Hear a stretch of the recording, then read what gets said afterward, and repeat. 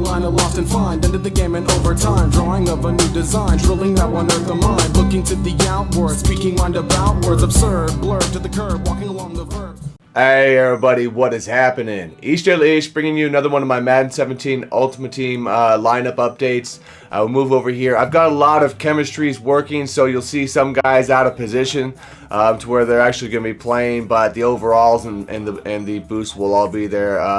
Like I say, I just whatever jersey away I have to do to get these chemistries working, I'm taking. I'm trying to stick with the Cardinals ones if I can, but really, the chemistries, you know, they're probably the most addicting thing to building these lineups this year. You know, you try to tinker around to get it all perfect, and then one or two players come along and screw it all up. But it seems to be, if you got some OCD sort of thing, something to do. So we'll go out. I still rock Cunningham. I really think that's a great card. His Ultimate Legend card will be the one that I'm hoping to get this year. I'm sure it'll be a heavy price. I mean, because out of the gates with the Legend card itself, you're going to have good accuracy, good throwing accuracy on that, decent throw power on that, and good speed. So, you know, that alone, to me, it's just worth keeping. His balls seem to be at placements pretty good. Could be a little better at times, but again, that's what we're waiting on, the Ultimate Legend.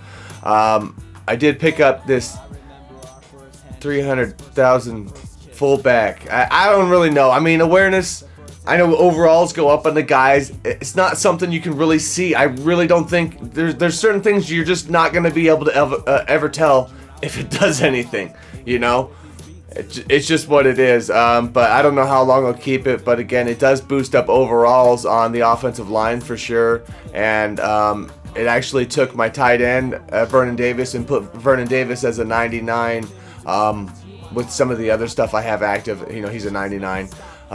So we'll take a look at what we got on his numbers there, because we've got him up to a 92 catch, boosted up, because we also have you know, we've got the motivators on the other end on the receiver for the catching traffic. So you know, this card's pretty much you know, I could use it for a long time. Route running, not great on the card, but this guy fights like no other when he catches the ball. That's one thing about Vernon's cards that have always been there. You know, he's got high strength and all that, but this guy is a beast to bring down for sure.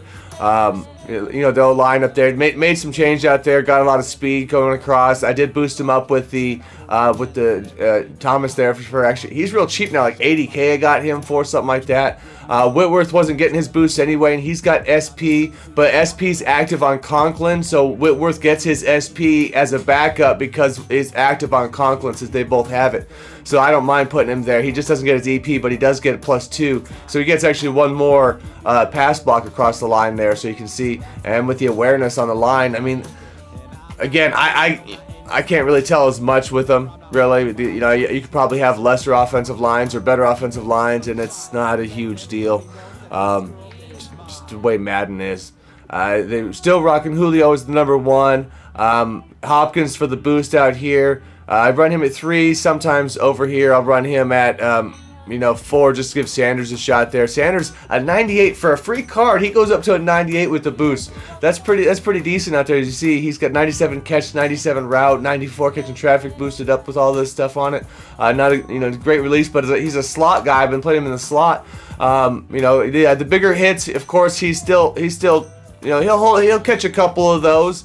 But yeah, for the price, that's actually a really good card, because I was using like a Hogan guy who's really great budget if you've got the Super Bowl stuff up.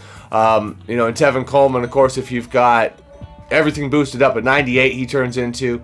You know, he's getting extra receiving stuff, which does show up on him. You know, he's at least a lot more reliable than most running backs in the passing game.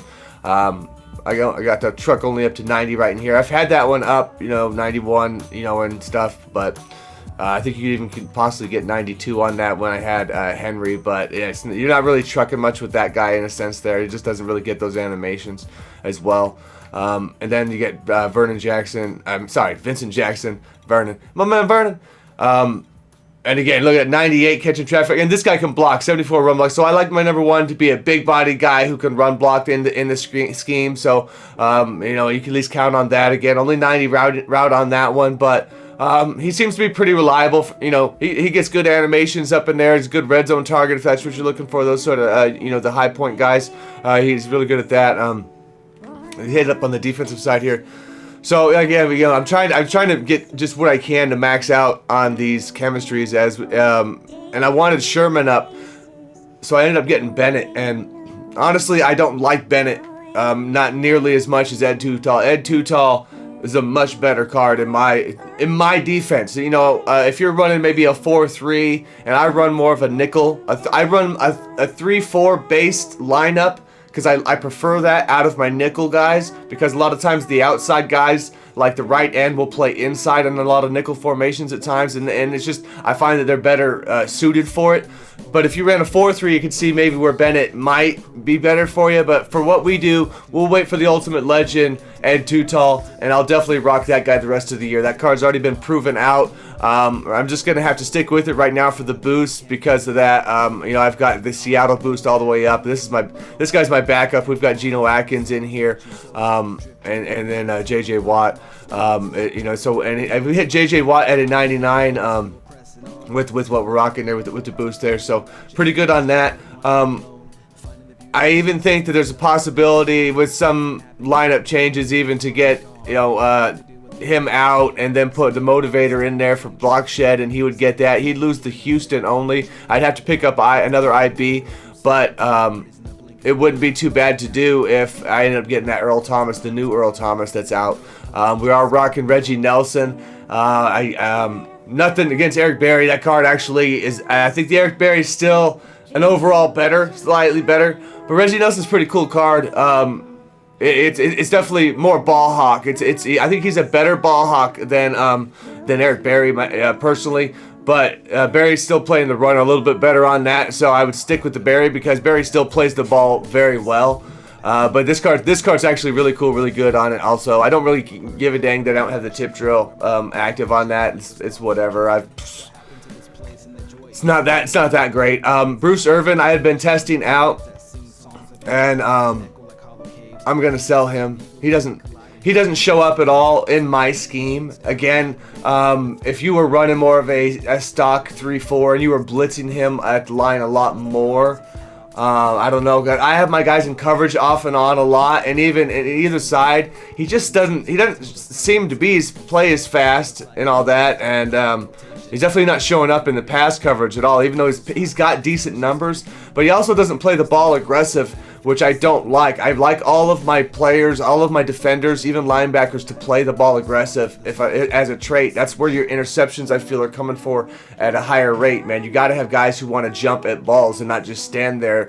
And if they don't have that aggressive trait, they also stick their hand up a lot more often in plays that should be intercepted. So we're gonna go back. I just picked Sean Lee back up, so I got to sell Bruce here. But Sean Lee gets boosted all the way because with the boost he have. Like Irvin had PR. I don't use PR also, so I lose a little bit of speed. But we're at 99 play rec here. It actually would have been 100, but we cap out the 99. But again, he's much better coverage. He loses a little bit, you would think, in the run game, but Sean Lee manages to get to the quarterback, manages to play the run pretty well. I feel that's the card to stick with. Now, unfortunately, I sold Shazier because I was trying to get coin for everything I was doing. But we know Jones is a good card, especially when he's boosted up. So you can get by. I can get by with that, and then I've got the run stuff and partner in there because again of the boost. But I mean, he does go to a 98 at least. And I needed to get him in there, and because he's got that sure tackler, because I'm running Jamie Collins, and because of just where I have all the chemistries, he's back here, and he's at a 98, but he's active with his sure tackler and his field general. So everything's good the way that's set up. So my backups are almost always active, aside from my Ramsey, who's my nickel corner. I see here's the stats out here. As far as the Sherman card, I don't think I showed that one, but fully boosted the Sherman card. Look, dude, it's pretty good. It's pretty good. I can't decide whether I want him at 1 or 2. I do feel the defense is really missing Night Train Lane. It's a tough thing because again in coverage you see Night Train getting beat, but it's also it's nice to have that big banger underneath, man. So.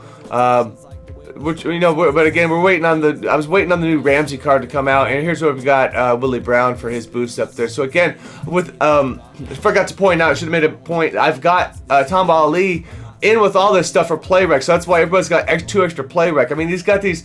That to me is a very underpriced one because the card itself sucks.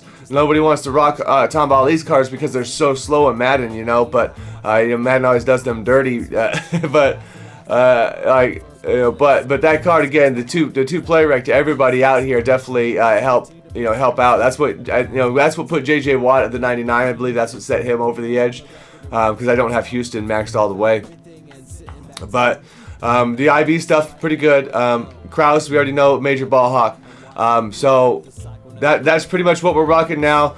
I got a bunch of games that I just recorded, so the games that will be coming out in the next series, we're going to be with this lineup. I might blow it up. I don't really know. We'll see where I am next time, but that's it for now. Thanks, guys. Checking it out. Peace.